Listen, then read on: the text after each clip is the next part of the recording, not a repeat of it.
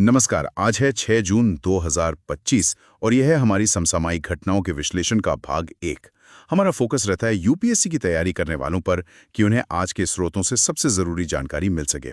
और हाँ, हो सकता है कुछ टॉपिक्स पहले डिस्कस हुए हों, तो एक तरह से रिवीजन भी हो जाएगा, है ना? बिल्कुल, रिवीजन तो हमेशा अच्छा होता है। तो आज हम किन चीज़ों पर बात करने वाले हैं? देखिए, कोरिंगा वाइल्ड लाइफ सेंचुरी है, फिशिंग कैट, कुल्सी नदी और डॉल्फिन। विश्व पर्यावरण दिवस भी था कल। वैश्विक संपत्ति रिपोर्ट आई है। केट स्ट्रेट में कुछ हुआ है जी। राजस्थान में नए वेटलैंड्स, आईआईएस में भारत की भूमिका, आईसीआरआई सैट और कोयला श्रमिकों के लिए नया पोर्टल सीसी केयर्स और आखिर में आइस ब्रेकर मिसाइल। काफी कुछ है कवर करने के लिए। हाँ, तो चलिए शुरू करते हैं। सबसे पहले पर्यावरण। कोरिंगा वन्यजीव अभ्यारण्य आंध्र प्रदेश में। हाँ, गोदावरी के मुहाने पर। बिल्कुल। और खबर यह है कि wild life institute of India ने वहां फिशिंग कैट्स पर कॉलर लगाए हैं। लुप्त प्राय हैं ये। जी, वल्नरेबल कैटेगरी में है आईयूसीएन की लिस्ट में। और ये स्टडी भारत में पहली बार हो रही है इस तरह की। हाँ, ये बहुत महत्वपूर्ण है। ये फिशिंग कैट हमारे वाइल्ड लाइफ प्रोटेक्शन एक्ट 1972 के शेड्यूल 1 में भी है। अच्छा। और ये जगह मतलब कोरिंगा भारत का दूसरा सबसे बड़ा मैंग्रोव एरिया भी है। और ऑलिव रिडली कछुए भी आते हैं यहाँ। ओह, उनके नेस्टिंग के लिए। जी, उनके प्रजनन के लिए। तो इकोलॉजिकली बहुत सेंसिटिव जगह है ये। सही कहा। अब चलते हैं कुल्सी नदी की तरफ। ये ब्रह्मपुत्र की सहायक नदी है। हाँ, मेघालय की पश्चिमी खासी पहाड़ियों से निकलती है। और चिंता की बात यह है कि असम और मेघालय मिलकर यहाँ एक हाइड्रो पावर प्रोजेक्ट लगा रहे हैं। जबकि पर्यावरणविद चेतावनी दे रहे हैं। हाँ, क्योंकि नदी जो है वो गंगा डॉल्फिन का घर मानी जाती है। लुप्त प्राय है वो भी। बिल्कुल, ये वही क्लासिक मामला है, विकास बनाम संरक्षण का। सही। संतुलन बनाना बहुत मुश्किल होता है ऐसी स्थितियों में। और पर्यावरण से जुड़ी एक और बात, 5 जून को विश्व पर्यावरण दिवस था। जी हाँ, इस बार होस्ट दक्षिण कोरिया था। और थीम थी प्लास्टिक प्रदूषण को हराएं। इसकी शुरुआत तो 1972 के स्टॉकहोम सम्मेलन से हुई थी, है ना? जी बिल्कुल। अच्छा, राजस्थान के लिए भी एक अच्छी खबर है। 2 नए रामसर स्थल घोषित हुए हैं। हाँ, उदयपुर में मिनार और फलोदी में खिचन। मिनार किस लिए खास है? मिनार में जो कम्युनिटी है वो संरक्षण के लिए काफी काम करती है और वहाँ गिद्ध भी पाए जाते हैं जो लुप्त प्राय हैं। अच्छा। और खिचन तो खैर मशहूर है डेमोसेल क्रेन के लिए। हजारों की संख्या में आती है वहाँ प्रवासी क्रेन। वाह, ये तो बहुत बढ़िया खबर है। चलिए अब थोड़ा अर्थव्यवस्था और शासन की ओर बढ़ते हैं। विश्व संपत्ति रिपोर्ट 2025 आई है। हाँ, वेल्थ रिपोर्ट। इसके हिसाब से 2024 में भारत में जो हाई नेटवर्थ इंडिविजुअल्स हैं, HNWI, जिनके पास $1 मिलियन या उससे ज्यादा की निवेश योग्य संपत्ति होती है। हाँ, तो उनकी संपत्ति 8.8% बढ़ी है, करीब $1.5 ट्रिलियन हो गई। अच्छा खासा उछाल है। रिपोर्ट ये भी बताती है कि दुनिया भर में HNWI आबादी 2.6% बढ़ी है। अमेरिका इसमें सबसे आगे है। और चीन में गिरावट आई है। जी, चीन में गिरावट देखी गई। अच्छा, अब आते हैं शासन पर। कोयला मंत्रालय ने सी केयर्स 2.0 पोर्टल लॉन्च किया है। हाँ, ये कोयला खान भविष्य निधि संगठन मतलब CMPFO का एक नया वेब पोर्टल है। इसे किसने बनाया है?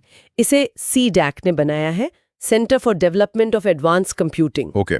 इसका मकसद है कि जो कोयला क्षेत्र के श्रमिक हैं उनके PF और पेंशन वगैरह का काम ज्यादा ट्रांसपेरेंट और एफिशिएंट हो सके। और CMPFO तो काफी पुराना संगठन है। जी, 1948 में बना था। कोयला मंत्रालय के तहत एक स्वायत्त संस्था है। ठीक है, अब बात करते हैं अंतर्राष्ट्रीय संबंधों की। भारत के लिए एक बड़ी उपलब्धि है। क्या है? इसका मुख्यालय ब्रुसेल्स में है ना? हाँ, ब्रुसेल्स में। और भारत का प्रशासनिक सुधार और लोक शिकायत विभाग DARPG 1998 से भारत को रिप्रेजेंट कर रहा है इसमें। जी, और IIS का काम है पब्लिक एडमिनिस्ट्रेशन के सॉल्यूशन पर काम करना। UN के साथ भी मिलके काम करता है। और 2025 का जो IIS का वार्षिक सम्मेलन है वो नई दिल्ली में होगा। ये तो और भी बढ़िया है। भारत के लिए अपनी प्रशासनिक क्षमताओं को दिखाने का अच्छा मौका होगा। बिल्कुल। अब कृषि अनुसंधान की बात। हैदराबाद में ICRI सैट है ना? हाँ, अंतर्राष्ट्रीय फसल अनुसंधान संस्थान अर्धशुष्क उष्णकटिबंधीय के लिए। उसने विकासशील देशों में कृषि बदलाव के लिए RIS के साथ मिलकर एक सेंटर ऑफ एक्सीलेंस शुरू किया है। ICRI सेट मुख्य रूप से 5 फसलों पर काम करता है: चना, अरहर, बाजरा, ज्वार और मूंगफली।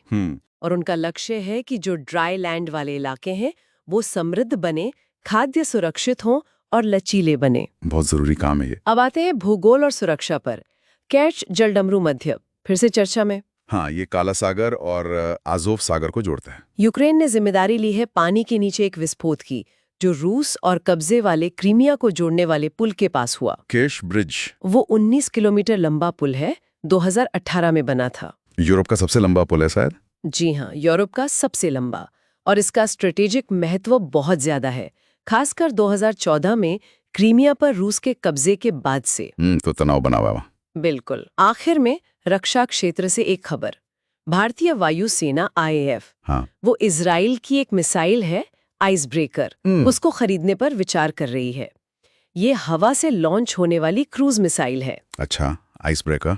इसे राफेल एडवांस्ड डिफेंस सिस्टम्स ने बनाया है। इसकी खासियत क्या है? रेंज 300 किलोमीटर है, इसमें AI है, इलेक्ट्रो ऑप्टिकल सीकर है जो हर मौसम में काम करता है, और सबसे खास बात इसकी VLO क्षमता, वेरी लो ऑब्जर्वेबल, मतलब ये बहुत नीचे उड़ सकती है रडार से बचने के लिए। ओह, तो ये तो काफी एडवांस्ड है। जी, ये IAF की स्ट्राइक कैपेबिलिटी को काफी बढ़ाएगी। तो ये थी आज की कुछ मुख्य बातें, पर्यावरण से लेकर अर्थव्यवस्था, शासन और सुरक्षा तक। हाँ, और ये सब कैसे आपस में जुड़े हुए हैं ये भी साफ दिखता है।